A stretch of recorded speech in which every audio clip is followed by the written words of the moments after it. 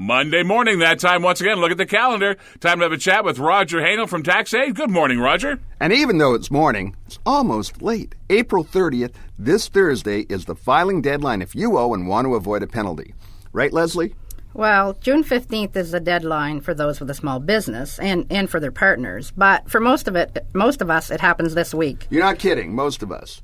Did you know that last year there were over, let me check, 28 million returns filed, and as of the latest numbers, we're way shy, so some of us will be burning the midnight oil.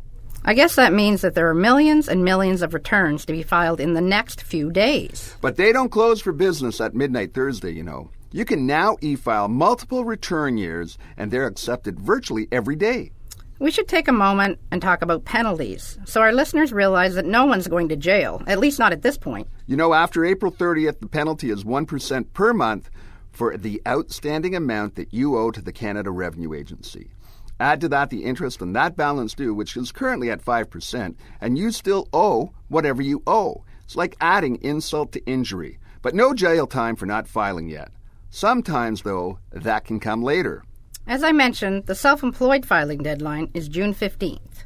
Those people avoid the penalty, but not the interest. The interest is charged starting May 1st. Speaking of self-employed, we should mention that we do all kinds of returns. Sometimes people are surprised to hear that we can do corporate tax returns, the infamous T2, and partnerships as well as proprietorships. Yes, we can get the bookkeeping done, generate some statements to help the owners figure out where they stand, and get the returns filed. And I'd also like to mention we e-file corporate returns. Thanks a bunch for that. There goes Roger Hahnel with TaxAid, where you get help for your taxes. Inside Parkway Mall near Coors and the liquor store, or also on Churchill by the new Y, 653-1234. That's 653-1234.